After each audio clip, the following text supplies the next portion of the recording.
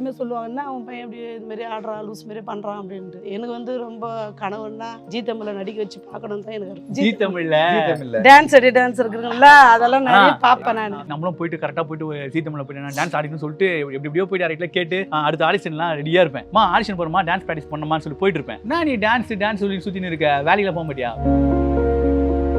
College முடிச்சுட்டாரு இவரு. அப்பப்போ இடையில வேலைக்கெல்லாம் ஏன்னா போயிட்டு வருவான். சும்மா சொல்லக்கூடாது. எச்சலை எடுக்கிறதுலேருந்து பிளேட் காயிலேருந்து எல்லாமே பண்ணியிருக்கான். ஆடிஷனே ஆடணும் இல்லையா? சரி ஆரம்பில்ல, கண்டிப்பாக நின்று பார்த்து உங்களுக்கு கால் வரும் பாருங்க. ஜீ தமிழ். ஆனால் என்கிட்ட வந்து ஒரு வாட்டி அழுதிங்களே, அம்மா நான் ரொம்ப கத்திட்டேன். ஃபர்ஸ்ட் என்ட்ரிலேயே வந்து நடிமா அப்படின்னா சில வார்த்தைகள் எனக்கு வராது. வரலடா விட்டுறா அப்படின்னாக்கா இதை கூட சொல்ல முடியல. நான் எப்படி சாரிமா, ரொம்ப சாரிமா. ஓப்பனாக சொல்ல போனா அந்த இடத்துல வந்து நீ எவ்வளோ வலியை அனுபவிச்சுன்னு எனக்கு தெரியல. மறுபடியும் என் பிள்ளைகிட்ட நான் சாரி கேட்டுக்கிறேன்னா பெத்த தாயை வந்து அந்த மாதிரி சொல்லக்கூடாது. இருந்தாலும் நான் சொல்லிட்டேன், என் வழியில நீ இருந்து பாடுறா. அந்த டைலாக் வந்து 10-15 டேக்கு போகுது. நீ என்ன சும்மா இடுபொலின்னு சொல்லின்னு இருக்கே அப்படின்னு சொல்லிட்டு நான் வந்து சொல்லிட்டு இருந்தேன். ஆனால் அதுக்கப்புறம் எனக்கு அந்த பிரச்சனை வந்த பிறகுதான் அம்மா வந்து இப்ப அப்பாவை குழந்தைய பாத்துக்கிறாங்க. அவ்வளவுதான். நாங்களும் அதே மாதிரி தான் குஷ்டாரு. எங்க அப்பா 2 பேரும் வச்சுப்பாங்க. எங்க அப்பா கையில இங்க ரத்தம் வரும், எங்க அம்மா மூஞ்சி ரத்தம், இப்படிதான் இருக்கும். இப்படி பார்க்க எவ்வளவு கஷ்டமா இருக்கு. அதை நான் சொல்லணும்னா சில டைம்ல அழுது கூட அழுதுருவேன். அழமா நான் ஜாலியா பேச அழாத. ரெண்டு வாட்டிங்க நான் அப்பாவுக்கு உயிர் போற ஒரு கண்டிஷன் ஆயிடுச்சு. நீங்க ஏன் வந்து இந்த அட்வர்டைஸ்மெண்ட் இவன் வந்து அவன் அப்பா காரணம் காமிச்சு இவன் வந்து சம்பாதிக்க பாக்குறான். நகையை விற்று உடனடி பணம் பெற மேக்ஸ் கோல்ட். கால் 04445454545. சம்மர் வந்தாச்சு, எங்க கிட்ட விட்டுருங்க, நாங்க பாத்துக்கிறோம். GT Holidays, South India's #1 travel brand. MCR Pure Cotton Club, formals and casual shirts. Okay, அதாவது யூடியூப் வரலாற்றில் முதல் முறையாக ட்ரோல் பாய்க்கரனோட அம்மா வந்து நம்ம இன்டர்வியூ வந்து உட்காந்துருக்காங்க.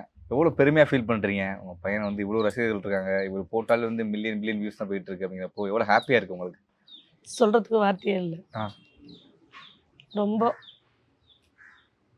எமோஷனல் ஆகாம பேசி அழாது. போன இன்டர்வியூவில் வந்து என்ன சொல்லியிருந்தார், அம்மாவுக்கு வந்து முதுகுத்தண்டில் வந்து ஆப்ரேஷன் பண்ணிக்காங்க, ஆனால் நான் அம்மாவை ரொம்ப கஷ்டப்படுத்துறேன்னு சொல்லி ரொம்ப எமோஷனல் ஆகி என்கிட்ட வந்து அழுதார். பையனுக்காக நீ அவ்வளோ பண்ணுறீங்களா? பையனுக்காகன்னா அவங்களுக்காக நான் எதுவும் பண்ணல. வேலைக்கு போயிருந்து இது மாதிரி இடுப்பு ஆப்ரேஷன் பண்ணணும் அப்படின்ட்டாங்க. இந்த மாதிரி ஜெவு ஒதுங்கினதுனால எவ்வளோ ஹாஸ்பிட்டலுக்கு போயிட்டு இருந்தேன். அது ஒன்றும் பண்ண முடியாது, ஆப்ரேஷன் தான் பண்ணணும் அப்படின்னாங்க. சரி அப்படின்னு சொல்லிட்டு பொங்கல் நெருக்கடியில் அந்த மாதிரி பண்ணிட்டாங்க. நான் என்னுடைய கஷ்டத்தில் தான் போயிருந்தது. அப்போ வந்து 12,000 ரூபாய் அப்படி வாங்கினேன் சேலரி. அப்பா வந்து பார்த்தோன்னா கூலிக்கு தான் வேலைக்கு போயிடும். அப்புறம் தான் செக்யூரிட்டி வேலைக்கு போனதுக்கு ஆரம்பிச்சு கொஞ்சம் கொஞ்சமாக அப்படி இருக்கும்போது நம்ம இந்த கம்பெனிலேயே நம்ம காலம் போயிடணும் அப்படின்னு கனவு கண்டிருந்தேன். அது கடவுளை நம்மளுக்கு கொடுக்கல. அப்புறமா இடுப்பு ஆப்ரேஷன் பண்ணியே ஆகணுன்றதுக்காக வீட்டில் இருக்கிறனாக்க பாப்பா கம்பளை எல்லாத்தையும் எடுத்து வச்சுட்டு தனியாரில் போய் பண்ணிக்கலான்னாக்கா லட்சக்கணக்கில் கிடையாது. 2 பேரும் பாப்பா மட்டும் தான் வேலைக்கு போச்சு, தம்பி மட்டும் தான் படிச்சிருந்தான். நீ வேலைக்கு போறியாப்பா? அண்ணன் இல்லைம்மா, அண்ணன் படிக்கட்டும், நான் வேலைக்கு போகிறேன் அப்படின்ட்டு அவளை வேலைக்கு அனுப்பிச்சிட்டு இவனை படிக்க வச்சுருந்தேன். அந்தமாரி ஒரு கட்டாயத்தில் ஒன்றுமே பண்ண முடியல. அதனால நான் போயிட்டு கவர்மெண்ட் ஹாஸ்பிட்டலில் எல்லாம் லட்சக்கணக்கு கேட்கறதுனால என்னால் ஒன்றுமே, அதனால் கவர்மெண்ட் ஹாஸ்பிட்டல்லே போயிட்டு அடுத்த வாரம் பொங்கல்னா இந்த வாரத்தில் வந்து அட்மிட் பண்ண சொல்லிட்டாங்க. பாப்பாலாம் வந்து வேணாமா பண்ணாத, நீ வந்து பொங்கலெல்லாம் எங்களை கூட இருந்துட்டு அதுக்கப்புறம் பண்ணிக்கோ அப்படின்னு. சரி, இந்த பொங்கலெல்லாம் முடிச்சிட்டு பிறகு போயிட்டு இடுப்பு ஆப்ரேஷன் பண்ணுவாங்க. கொஞ்சத்துக்கு அப்படி கொஞ்சம் சுமாராக இருந்தது. இப்போ ரொம்ப கொஞ்ச நேரம் நிற்கும். இப்போ உங்களாண்ட அங்கே நிற்கும் போது கூட என்னால் நிற்க முடியல. அதனால் அந்த வலி வந்து எனக்கு ரொம்ப அதிகமாக தான் இருக்குது இப்போ கூட. அதனால் கொஞ்ச நேரம் நின்று வீடியோ எடுப்பேன், அதோட வந்துடுவேன் வீட்டுக்கு. அப்பா பார்க்கறதுக்கு சரியாக இருக்கும். பையனை நினச்சி என் கூட நான் தாங்குற சுமையை வந்து அது தாங்குதுன்னு பெரிய விஷயம் தான். பாப்பா கொஞ்ச நாள் தாங்கியிருந்தது. அதுக்கப்புறம் அதுக்கு மேரேஜ் ஆன பிறகு இவர் தாங்கிறதுக்கு ஆரம்பிச்சிட்டாரு. எனக்கு வந்து ரொம்ப கனவுன்னா ஜீ தமிழ்ல நடிக்க வச்சு பார்க்கணும் தான் எனக்கு இருக்கும். ஜீ தமிழ்ல டான்ஸ் இருக்குங்களா, அதெல்லாம் நிறைய பார்ப்பேன். நான் சொல்றேன் நான் சொல்றேன். அதாவது ஜீ தமிழ்ல டான்ஸ் வரும், டான்ஸ் ஜோடி டான்ஸ்லாம் வரும். நான் வேலைக்கு போயிட்டு இருப்பேன். வேலைக்கு போயிட்டு இருக்கும்போது சொல்லுவாங்க, பாரு எப்படி ஆடுறாங்க பாரு, நீயும் இருக்கிறியே, ஆடினாதான் என்ன அங்க போயிட்டு. சரி சொல்றாங்களே இது மாதிரி நம்மளும் போயிட்டு கரெக்டாக போயிட்டு ஜீ தமிழ்ல போயிட்டு நான் டான்ஸ் ஆடிக்கணும்னு சொல்லிட்டு எப்படியோ போயிட்டு ஆடிக்கல கேட்டு அடுத்த ஆடிஷன்லாம் ரெடியாக இருப்பேன். ஆடிஷன் போகிறோமா டான்ஸ் ப்ராக்டிஸ் பண்ணணுமான்னு சொல்லி போயிட்டு இருப்பேன். என்ன நீ டான்ஸ் சொல்லி சுற்றின்னு இருக்க, வேலையில போக மாட்டியா? நீங்களே சொல்றீங்க ஆ. இந்த மாதிரி போயிட்டு டான்ஸ்ல போ அப்படின்னு சொல்லிட்டு லாஸ்ட் டான்ஸுக்கு போனா வேலைக்கு போன்றீங்க. அந்த மாதிரி ஒரு விஷயம் அப்படியே இது வரும்போது அது வரும்போது இது அப்படின்னு சொல்லிட்டு அப்படியே போயிடுச்சு. அது அப்படியே ஆடணும் இல்லையா? கடைசி வரைக்கும் ஆரம்பல. கண்டிப்பா நின்று பார்த்து உங்களுக்கு கால் வரும் பாருங்க. ஜீ தமிழ் இல்லையா? கண்டிப்பா கால் வரும். ஏன்னா வந்து நல்ல டான்ஸர் வேணும்னு சொல்றீங்க. அவ்வளவு ஆசைங்கிறப்ப உங்களுக்கு வந்து கண்டிப்பா ஒரு கால் வரும். கண்டிப்பா நான் வந்தா சந்தோஷம் தான். இல்ல நிறைய இடத்துல போயிருக்கான். டான்ஸ் சொல்லி கொடுத்துக்கெல்லாம் ஸ்கூல்ல எல்லாம் இட்டுன்னு போயிருப்பாங்க. அதுக்கு நிறைய சொல்லி கொடுத்துருக்கான். எனக்கு ரொம்ப நாள் கனவு அது. எனக்கு யூடியூப் சேனலை விட அதுதான் எனக்கு ரொம்ப பெஸ்ட். ஏன்னா எப்படி நம்மளை விட தாய்மான இருக்கிற ஆளுங்களெல்லாம் வந்து அது உள்ளே இருக்கும்போது நம்ம புள்ள வரமாட்டானா அப்படின்ட்டு நானும் எங்கள் வீட்டுக்கார உட்காந்து பார்த்துன்னு இருப்போம். அந்த சேனல்னா அவ்வளோ விரும்பி பார்ப்போம். ஒரு நாள் நம்ம புள்ள வரமாட்டானான்னு. ஒரு நாள் கூட போயிட்டு வந்தான். ஆனால் கால் பண்ணல. அவங்களுக்கு நம்பரெல்லாம் கொடுத்துட்டு வந்தான், கால் பண்ணல. சரி அதான் இன்னொருத்தருக்கு எல்லாம் பார்ட்னர்ஷிப்பாக இருந்தார்ல, அவர் வந்து இதுமாரி யூடியூப் சேனல் இப்போ எங்கே போனாலும் ஆடினே இருப்பான், வருவான். எல்லாமே சொல்லுவாங்கன்னா அவன் பையன் இப்படி இதுமாரி ஆடுறான், லூஸ் மாரி பண்ணுறான் அப்படின்ட்டு.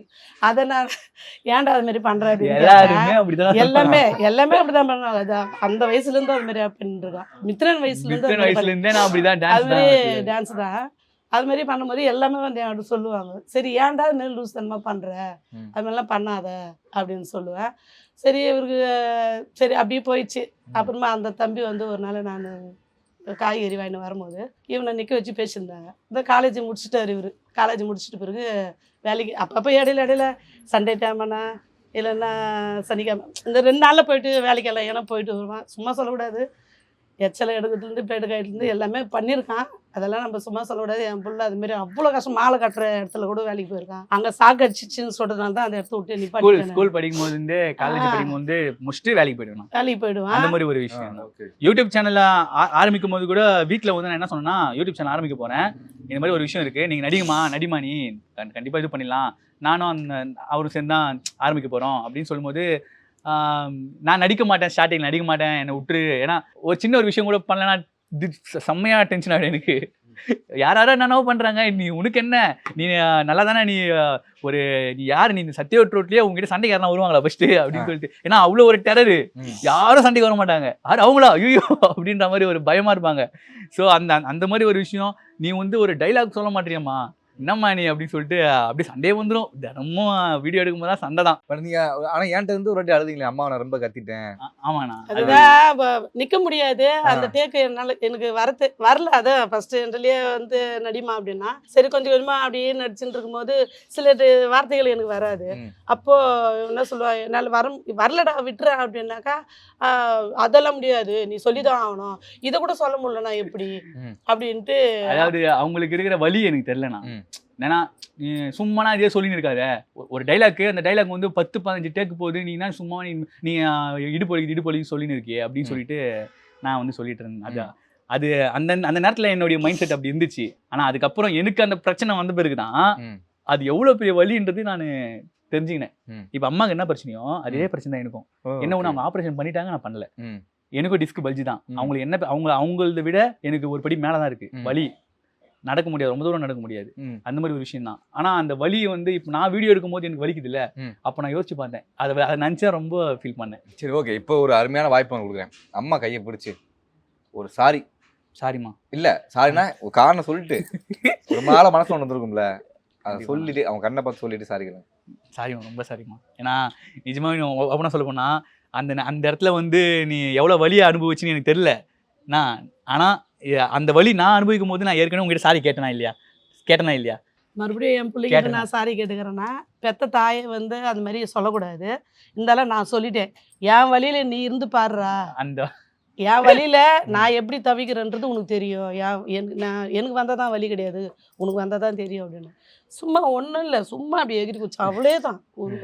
ஒரு எது சண்டை போடல, யாரு கத்துல செய்யல, இந்த இது செவரு அப்படி குச்சா அவ்வளவுதான். அதுல போயிட்டு இந்த மாதிரி ஒரு பெரிய பிரச்சனை இருக்கும்னு நினைச்சு கூட பார்க்கல. இவ்வளவு ஹைட் தான் செவரு, அந்த செவர்ல இருந்து எகிரி குதிச்சேன். அந்த எகிரி குதிச்ச உடனே மூச்சு பிடிச்சிக்கிச்சு. ஹாஸ்பிட்டலுக்கு போனா டிஸ்க் பல்ஜின்னு சொல்லிட்டாங்க. ஐயோ, அது வந்து என்ன தீர்வுனா உடம்பு ரொம்ப குறைச்சா மட்டும்தான் அது வந்து சரியாக முடியும். அதுக்கு ட்ரீட்மெண்ட் வந்து ஆப்ரேஷன் பண்ணால் சரியாயிடும், ஆனால் ஆப்ரேஷன் பண்ணால் எல்லாமே முடிஞ்சு போயிடும். அதனால வந்து நாட்டு மருந்து எடுத்துட்டு அதை சரி பண்ணணும்னு சொல்லியிருக்காங்க. அது பார்க்கலாம் இருங்க, அது நம்பிக்கை இல்லை அப்படின்னு நம்மளா அப்படி போயிட்டு. அதாவது நம்ம குழந்தையா இருக்கும்போது அவங்க பெற்றவங்க நம்ம குழந்தையா இருப்போம், அவங்களுக்கு வயசானதுக்கு அப்புறம் அவங்க நம்ம குழந்தையா தெரிவாங்க. இப்போ எந்த மாதிரிலாம் பார்த்துக்க வேண்டியிருக்கு உங்களுக்கு? அம்மா வந்து இப்ப அப்பாவை ம். குழந்தையா பாத்துக்கிறாங்க, அவ்வளவுதான். நாங்களும் அதே மாதிரி தான் அவரு பாத்துக்கிறோம். என்ன எந்த ஒரு குறைச்சல குடிச்சிட்டே தான் ஒரு ஒரு அதாவது அம்மாவை பத்தி எங்க அம்மா வீட்டை பத்தி தான் ஆனா பேசுறாங்க. செம்ம மத்தபடி- fun நடக்கும், குஷ்டாருங்க எங்க அப்பா. இவங்க அவரு ரெண்டு பேரும் வந்தாவ சண்டை. அவரு நைட் ஷிஃப்ட் முடிச்சுட்டு வந்தாவ சாப்பாடெல்லாம் ரெடியா இங்க இருக்கும். பாருங்க, சாப்பாடு ரெடியான கையோட பாய் போட்டுடணும், தலைகாணி போட்டுடணும், ம். எல்லாத்தையும் ரெடி பண்ணி வச்சிடணும். உண்மையிலே எல்லாத்தையும் சொல்றேன். படுக்க படுக்க போட்டு போட்டு விட்டு போனாங்க. சாப்பாடு எல்லாம் ready பண்ணி சாப்பிட்டு வச்சிடணும். படுத்துருவாரு. கரெக்டா 4 மணிக்கு ஆனா, எப்படி WWE பாத்திருக்கீங்களா? ஆமாமா. எங்க அப்பா கையில ஒரு மத்து இருந்தாங்கன்னா எங்க அம்மா கையில ஒரு ஜல்லிக்கரண்டி இருக்கும். ஆ. 2 பேரும் அடிச்சுப்பாங்க. அந்த மாதிரி இங்க பாருங்க, பேசுனாக்க எங்க அப்பா கையில இங்க ரத்தம் வரும், எங்க அம்மா மூஞ்சி ரத்தம் இப்படிதான் இருக்கும். 2 பேரும் அடிச்சுப்பாங்க. ரொம்ப தலைவி தலைவி எவ்வளவு காம்போ. சண்டை இல்ல, நடந்தா நான் கூட நிஜமாவே சண்டை போடுவாங்க. எவ்வளவு சண்டை நடந்தாலும் அடுத்த நிமிஷமே வந்து லூசு பொண்ணேன் ம். அப்படி நான் தானே பேசுறது. சுண்டு குடிபதில் பேசுறேன், அத்தையே பெருசா எடுத்துக்கிறேன் அப்படின்னு பேசுவேன். அது நிஜமான அது அப்படியே சாலாயிடும். சரி. அது பெரிய விஷயமா எடுத்துக்க மாட்டேன். இப்போ இப்படி பார்க்க எவ்வளவு கஷ்டமா இருக்கு உங்களுக்கு? நான் கஷ்டமா எடுத்துக்கிறது இல்லையா? ஆ. ஆஹா, துளி கூட என் மனசளவுல இது கஷ்டம் அப்படின்னு கஷ்டம் இல்ல, நான் கஷ்டமா தெரியுமா இருந்தா நினைப்பேன். அவருக்கு எனக்கு கஷ்டம்னா அவருக்கு என்ன தோணுது தெரியாது. ஆனா சில டைம்ல அவர் கண்ணீர் விட்டுறாரு. அது வாய்ப்பு அழுவாரு வந்து சில பேசலையேன்றது தான் அழுவாரு வருத்தமா சில டைம்ல. தவிர, அது நாங்க என்னன்னு புரிஞ்சுக்கிறது, அது என்னன்னு புரிஞ்சுக்க முடியாது. என்னன்னு நாங்க புரிஞ்சுக்கிறது தெரியல அப்படின்னு சொல்லிட்டு எங்களுக்குள்ள ரொம்ப கஷ்டமாயிடும். ம். ஆனா அவர் வந்து இப்போ ஒரு பாரமா பார்க்க கூடாது, ம். பாரமா பாத்துற கூடாது அப்படின்ற ஒரு மனப்பக்குவத்துல நாங்க எல்லாருமே இருக்கோம். இல்ல, நான் பாரமா பாக்குறேன் அப்படி அந்த சொல்றேன். இப்ப எந்த அளவுக்கு கஷ்டமா இருக்கு மனசு வலி இருக்குங்களா? அது எப்படி சொல்றது, நம்ம ஈரோட்டில் இருந்து ரொம்ப கஷ்டப்பட்டிருந்தோம் எல்லாரும். அதை நான் சொல்லணும்னா சில டைமில் அழுது கூட அழுதுருவேன். ஈரோட்டில் சுமாராக ஒரு 100 பேர் கிட்ட இருப்பாங்க. அங்கே எத்துமை போட்டது. ஆனால் ரொம்ப ரொம்ப எனக்கு என் கண்ணால் பார்க்காததை நிறைய தடவை அங்கே எல்லாரையும் பார்த்துருக்கேன். சில பேர் அப்படியே ஆப்ரேஷன் பண்ணி வண்டியில் ஆப்ரேஷன் பண்ணி வருவாங்க, அப்பா எத்துமை போட்ட கையிடம். அங்கே போய் வந்து நனவை தெரிஞ்சு நம்மளை கை இது கால் அப்படின்னு நினச்சா கண்டிப்பாக கன்ஃபார்மாக அவங்க வீட்டுக்கு திரும்பலாம். ம். ஆனால் கை கூட அந்த அளவுக்கு வராது, கால் ஓகே. ஏன்னா நம்ம கண்ணு எதிர்க்க பார்க்குறோம், அது வந்து மிஷின் கிடையாது. எல்லா மக்களும் அதில் வந்து நல்லா உழைக்கிறவங்க தான். நான் அந்த இடத்துல வந்து 6 மாதமாக அங்கே இருந்து தான் பார்த்துருக்கேன். ஆனால் ஃபீஸ் கட்ட முடியாத குழந்தை ரொம்ப கஷ்டப்பட்டான். அது எப்படி சொல்கிறது சொல்ல முடியாது. அப்பாவுக்கு அந்த இடத்துல போயிட்டு கொடுங்க 2 வாட்டி அந்த லேண்டை வித்ததுக்கு அப்புறம் தான் ஓரளவுக்காவது கொஞ்சம் ரெண்டு வாட்டிக்கு நான் அப்பாவுக்கு உயிர் போகிற ஒரு கண்டிஷன் ஆயிடுச்சு. ம். தம்பிக்கு ஃபோன் பண்ணேன், அம்மா காசு இல்லைம்மா அப்படின்ற பிறகு பக்கத்தில் நம்ம அப்பாவை பாசமாக நம்ம பாப்பா எப்படி இருக்காளோ அதுமாரி பக்கத்தில் பெட்டில் இருக்கிற பொண்ணு நம்ம ஈரோடு இல்லை, அது என்ன ஒரு விழுப்புரம் விழுப்புரம். அங்க ஒரு அக்கா வந்து அந்த அக்கா தீபா காசு இல்லாத போது அந்த அக்கா கொஞ்சம் அவங்க வீட்டுக்காரர் கூட கை கால் வராம போச்சு. அந்த துட்டு அந்த பீஸ் கட்டிக்கலாம், ம். நீ அப்பா விட்டுன்னு வா அப்படின்னு சொல்லிட்டு ஏற்றி அந்த பொண்ணு தான் வர வச்சு அங்கே கொஞ்சம் போய் ஹெல்ப் ஈரோடு பண்ணாங்க, அங்கேயும் ஹெல்ப் பண்ணாங்க. அங்க இருக்கிறவங்களே ஆனா உண்மையிலப்பா இன்னைக்கும் கான்டாக்ட்ல ஆனா இதுல என்ன ஒரு விஷயம்னா, ஒரு யூடியூப்ல கொஞ்சம் நல்லா தெரிஞ்சதுன்றதால தான் சில பேர் ஹெல்ப் பண்ணாங்களாம். ம். அது உண்மைதான். ம். எனக்கு யூடியூப் வந்து ஒரு பெரிய ஒரு கை கொடுத்ததுன்னா இந்த ஒரு விஷயத்துல. அப்பாவுக்கு இந்த மாதிரி ஆயிடுச்சு, யாருன்னே தெரியாது. அந்த பிசியோதெரப்பில கூட டாக்டர் வந்து ஓகேப்பா நீ இன்னும் 10 நாள் ஒரு டைம் எடுத்துக்க காசு கட்டுறதுக்கு ம். டைம் கொடுத்தாங்க எனக்கு. ம். அதுக்கு காரணம் யூடியூப் அப்படின்றது கொஞ்சம். அப்ப நான் யோசிச்சேன், அப்ப பரவாயில்ல ம். அப்படின்னு சொல்லிட்டு, இந்த அளவுக்கு ஒரு பேர் சம்பாரிச்சு கொடுத்துருக்கு நம்மளுக்கு அப்படின்னு சொல்லிட்டு. இப்போ ஓரளவுக்கு அப்பா ஓகேவா? அதான் ஒரு அளவுக்கு பரவாயில்ல. அதான் அப்பாவுக்கு வந்து நுரையீரல் இன்ஃபெக்ஷன் நிறைய ஆயிருக்கு. இன்ஃபெக்ஷன் ஆயிருக்கு. ம். ஏற்கனவே அவரு அதிகமா ம். பீடி பிடிப்பாருண்ணா, ம். அதுல இன்ஃபெக்ஷன் ஆயிட்டு என்ன ஆயிடுச்சுன்னா புறக்கே இருக்கும் போது ரொம்ப இன்ஃபெக்ஷன் ஆயிடுச்சு. ம். இப்போ வந்து ஒரு சாப்பாடு வந்து வாய் வழியா கொடுக்குறோம், அவரால் சாப்பிட முடியுது. இருந்தாலுமே வந்து நாங்க டியூப் வழியா வந்து சாப்பாடு இறக்கிட்டு இருக்கோம். ம். காரணம் என்னன்னு பார்த்தோன்னா, இன்ஃபெக்ஷன் ரொம்ப ஆயிட போகுது. ம். திடீர்னு வந்து புறக்கிருச்சுன்னா மறுபடியும் இன்ஃபெக்ஷன் ஆயிடுமே, ம். அது உயிருக்கு ஆபத்தா போய் முடிஞ்சிடுமா. ம். அதனாலே டாக்டர் பார்த்து சொல்லிட்டாங்க. இது பண்ணிட்டு இருக்கோம். ஈரோட்டில் எவ்வளோ 40,000 ரூபாய் ஒரே 1.5 நாள்ல ம். ஒரு நாள் ஃபுல்லா வச்சிருந்து அந்த மறுநாள் மதியானம் சாயந்தரமாலாம் அனுப்பிச்சிட்டாங்க. ம். ம். 40,000 ரூபாய் ஒரே நாள். ஒரே நாள்ல ம். எல்லாமே ஸ்டெப்ஸ் எடுக்க ரொம்ப சொன்னாங்க. எடுத்துட்டோம். செலவாயிடுச்சுண்ணா. அதெல்லாம் இப்போ பண்ணோம். ஆனா இப்போ இங்க சாப்பாட்டுக்கு 200 ரூபாய் தான் இருக்கும். ம். எப்பா 200 தான் இருக்குது அப்படி தைரியமா ரெடி பண்றேன். ஹெல்ப் பண்ணாங்கண்ணா. ம். நிஜமா ஓப்பனா சொன்னா நிறைய பேர் ஹெல்ப் பண்ணாங்க. நான் கேட்டது வரைக்கும் ஹெல்ப் பண்ணாங்க. நான் சொன்னேன்ல ராஜன் ராஜன் சங்கீதா. ம். அவங்களாம் நிஜமா எப்படின்னே தெரியல. எனக்கு இது வரைக்கும் பார்த்தது கூட கிடையாது அவங்கள. ம். இது வரைக்கும் இந்த மாதிரி ஒரே ஒரு ஃபோன் தான் பண்ணேன், ம். மெசேஜ் பண்ண இன்ஸ்டால ஒரு ஃபோன் பண்ணேன். அதுக்கப்புறம் வந்து என்னாச்சுன்னு சொல்லி கேட்டாங்க. இந்த மாதிரி ஆயிடுச்சுண்ணே, இந்த மாதிரி சொன்னேன். உடனே உங்களுக்கு எப்போ உங்களுக்கு காசு எமர்ஜென்சியாக தேவைப்பட்டாலும் நீங்கள் சொல்லுங்கன்னு சொல்லிட்டு நான் இந்த மாதிரி ஃபோன் தான் பண்ணுவேன், மெசேஜ் தான் பண்ணுவேன். எவ்வளோ வேணுமோ அனுப்பிச்சு விட்டுருவாங்க. பட் நீங்க ஏன் வந்து இந்த அட்வர்டைஸ்மெண்ட் இந்த ஃபேக் கேம் வந்து ப்ரோமோட் ஏன்னா பண்றீங்க? நிறைய பேர் வந்து தப்பா நினைச்சு அவங்களும் பயந்துட்டான். இவன் வந்து அவன் அப்பா காரணம் காமிச்சு இவன் வந்து சம்பாதிக்க பார்க்கலாம் அப்படின்னு சொல்றாங்களோ மக்கள். நம்மள வந்து நான் என்னை பொறுத்த வரைக்கும் நான் மக்கள் கிட்ட வந்து சிரிக்க வைக்கணும் அப்படின்னு தான் நினைச்சேன் கண்டி. அவங்க கிட்ட இருந்து காசு வாங்கணும்னு நினைக்கவே இல்லை. ஆனா நான் கேட்டுக்க முடியும், இந்த மாதிரி வந்து ஹெல்ப் பண்ணுங்க அப்படின்னு கேட்க முடியும். ஆனா அது மாதிரி கேட்டா ஏதாச்சும் நினைச்சுப்பாங்களோ, நம்மள வந்து பார்த்து ரசிக்கிற மக்களே வந்து நம்மள ஏதாச்சும் நினைச்சுவாங்களோ அப்படின்ற ஒரு எண்ணம் இருந்துச்சு எனக்கு. ஆனா தான் கேட்காம இருந்தேன். நான் கூட ஒரு நாள் கேட்டேன், எல்லாமே போறாங்க நீ ஏமா போக மாட்டேன்னு கேட்டதுக்குமா, நம்ம குட்டீஸுங்க பார்த்து காமெடியாக நம்ம எடுத்துன்னு போகிறது வந்து இது வந்து நம்ம நாளைக்கு வந்து பணத்துக்கு ஆசைப்பட்டேன்னு சொல்லிட்டாங்கன்னா அது இப்படியே இது எனக்கு தேவை கிடையாது. என் லைஃப் இப்படியே போட்டோம், ஒன்றும் பிரச்சனை கிடையாது, என் திறமை இருக்குது நான் பார்த்துக்கிறேன் அப்படின்னு. அதான நானும் எதுவுமே சொல்லுங்க. இது உங்க மேரேஜ் இது லவ் மேரேஜ் தானே? லவ் மேரேஜ் எல்லாம் ஒன்றும் இல்லை. அப்பா ஒன்றும் வந்து இல்லையாமா, கோர்ட்ல தான் கல்யாணம் பண்ணிங்களா? பொண்ணு ரிஜிஸ்ட்ரேஷன்ல வந்து சொல்கிறேன். நான் வந்து அம்மாவுடைய அக்கா வீட்டில் தான் வாழ்ந்தேன். அங்கே வந்து இருக்கிறப்போ நான் இவங்கள அம்மாவை நினைக்க மாட்டேன், வளர்த்தவங்கள தான் அப்பா அம்மா அண்ணன் தம்பி எல்லாமே அவங்க தான் அப்படின்ட்டு அப்படியே என்னுடைய இது நோக்கம் அப்படியே போயிடுச்சு. இவங்களை யாருன்னு தெரிஞ்சால் கூட ஓடி போய் எங்கள் பெரியம்மா தான் என்ன வளர்த்தவங்களை போய் அவங்க முந்தானி தான் பிடிச்சிப்பேன். அதுக்கப்புறம் ஏஜ் அட்டன் பண்ண அப்பா வந்தார். அப்பா சில டைமில் ஏஜ் ஆன பிறகு அவர் காலமாயிட்டார். அதுதான் அப்பான்னு சொன்ன பிறகு நம்ம போயிட்டு ஏதோ போனோமா வந்தோமான்ட்டு அதை திரும்பி மறுபடியும் வந்துட்டேன். வந்த பிறகு வயசு அப்படியே நல்லா ஒரு 4வது தான் படிச்சிருப்பேன். அப்போது அப்படி ஆமாம் 4வது தான் படிச்சிருப்பேன். ஓகே. அதுக்கப்புறம் படிப்பு நம்மளுக்கு செட் ஆகல. படிச்சிருக்காங்களா? அதோட சரி என்ன விட்டுட்டு பிறகு அப்புறமா ஏஜ் ஆன பிறகு அப்படியே போயிருந்தது. 17, 18 வயசு ஆயிடுச்சு. அம்மா என்ன பண்ணாங்க, அதான் பெரியம்மா அம்மானாக்கா புரிஞ்சுங்க. அம்மா என்ன பண்ணாங்க, கல்யாணத்தை பண்ணிக்கணும் பண்ணி வச்சிடணும் அப்படின்னு சொல்லிட்டு பேசியிருந்தாங்க. அவங்க பிள்ளைங்களுக்கும் தங்கச்சி தவிர்த்து மற்றவங்க எல்லாம் முடிச்சாச்சு. அதுக்கப்புறம் நான் எனக்கு கல்யாணம் ஏற்பாடு பண்ணாங்க. இவர் வந்து அம்மாவுடைய சம்மந்தி ரெடின்னு சொல்லியிருக்காங்க. அவர் மூலிமா வந்தவர் தான். ஆனால் உண்மையை சொல்லணுன்னாக்கா அப்பா வேற லெவலு. நான் வயசு வித்தியாசம் நான் பார்க்கல, 10 வயசு வித்தியாசம், 12 வயசு வித்தியாசம் தான். வயசு வித்தியாசம் நான் எல்லாம் பார்க்கல. 12 வயசு அப்படி இருக்கும்போது அப்போல்லாம் ரொம்ப ஒல்லியா தான் இருப்பாரு. எனக்கு எப்படி ஒரு பொண்டாட்டிக்கு எப்படி செய்யணுமோ கல்யாணம் ஆகாத முந்தி எல்லாமே செஞ்சார். அதாவது துணியை கொடுக்கறதுலேருந்து துணியை அதாவது பூ ஸ்வீட்டு வந்தாவே ஒரு நாள் 2 நாள் இருந்துட்டு போயினாரு, பேசி முடிவு பண்ணிட்டு பிறகு. அதுக்கப்புறம் தான் ஃபோனெல்லாம் இப்போ எங்கள் வீட்டில் பேசுவாங்க பற்றி அந்த ஃபோன் தானே, அது மூலிமா பேசுவார். அங்கேருந்து போய் நம்பர் போட்டு கொடுத்து பேசுவேன். இப்படி தான் போந்தால் தான் எங்களுடைய லைஃப்பை தவிர மற்றபடி சரி உடனே அவருக்கு அவங்க வீட்டு ஆளுங்க வந்து யார் அவங்க யாருன்னு தெரியாத நீ போய் எப்படி நீ கல்யாணத்தை முடிவு பண்ணிப்பா அப்படின்னு பிறகு அப்பா வந்து என்ன பண்ணால் நான் கட்டினா அந்த பணம் தான் கட்டுவேன் அப்படின்ட்டு அவங்க வீட்டை விட்டே வந்துட்டார். வந்துட்டு அப்புறமா என்கிட்ட பேசினார். அப்புறமா வீட்டு ஆளுங்கிட்ட பேசினார். சரி சென்னைன்னா எனக்கு ரொம்ப பயம். சென்னைன்னா இப்போ தான் லேட்டஸ்ட்டாக தெரியும் எனக்கு. மெட்ராஸ்னால் ரொம்ப பயம். இல்லை எனக்கு தெரிஞ்ச வந்து சொல்கிறேன் மெட்ராஸாமா இல்லைப்பா, அதுக்கு இல்லை. நான் இருந்த ஏரியாவில் வந்து நான் வந்து எங்கேயுமே போனது கிடையாது. உள்ளு பார்க்க போகணுனாக்கா இங்கே சென்னை இது எங்கள் மாமியார் வீடு, அவ்வளோதான். மற்றபடி எங்கேயும் நான் போக மாட்டேன். கம்பெனி உண்டா வீடு, வீடு உண்டா கம்பெனி, இப்படி தான் இருந்துச்சு என்னுடைய இது. வேறு எங்கேயுமே போனது. அப்பா இதுமாரி ஆனதுனால ஈரோடுக்கு போயிட்டு வந்திருக்கேன், அவ்வளோதான். அதுக்கப்புறம் வந்து பேசி முடிவு பண்ணாங்க. அவர் என்ன பண்ணார், கட்டினா நான் அவனை தான் கட்டுவேன். நானும் சொல்லிட்டேன், ஏன்னா வந்துன்னு போய் இந்த ஸ்வீட்டெல்லாம் வாங்கி கொடுத்த இவர் விட்டா இன்னொருத்தர் கட்டிக்கூடாதுன்றதுக்காக கட்டினா இவரை தான் கட்டணும் அப்படின்ட்டு சரின்னு சொல்லிட்டு அங்கே என்ன பண்ணாங்க, பெரியம்மாலாம் போயிட்டு கோயிலில் தாலி கட்டி ரிஜிஸ்டர் மேரேஜ். இல்லையா ஏதோ கோர்ட்டு கீட்டுன்னு சொல்லி அதான் கோர்ட்டில் தான் ரிஜிஸ்டர் மேரேஜ்னா சண்டைகிட்டலாம் போட்டு. ஆமாம், நான் வானான்னு சொல்லிட்டு உனக்கு வானா நீ தேவலடா அப்படின்ட்டு பிறகு அப்போ மருந்தெல்லாம் அவனை குடிச்சிட்டு ரொம்ப மருந்தா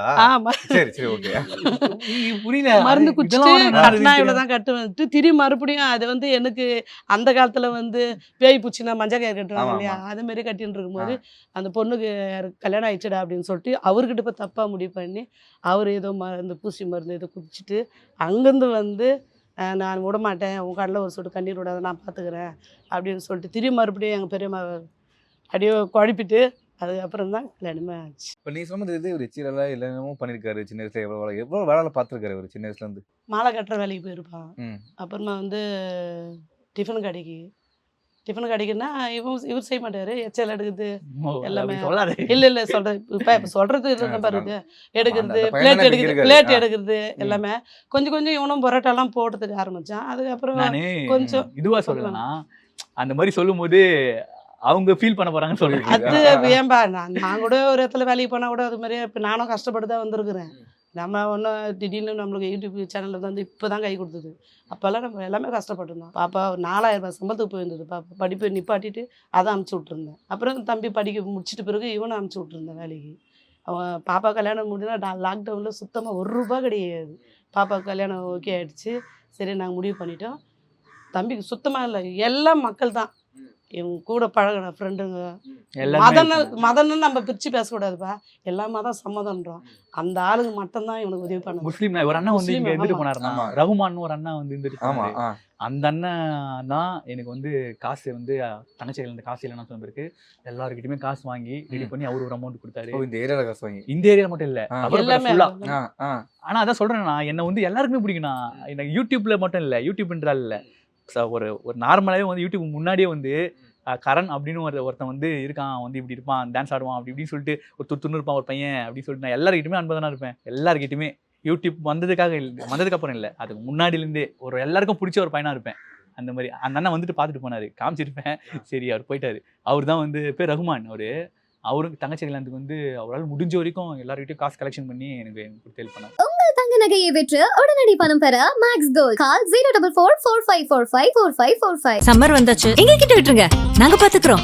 GT Holidays, South India's #1 travel brand. MCR Pure Cotton Club, formals and casual shirts.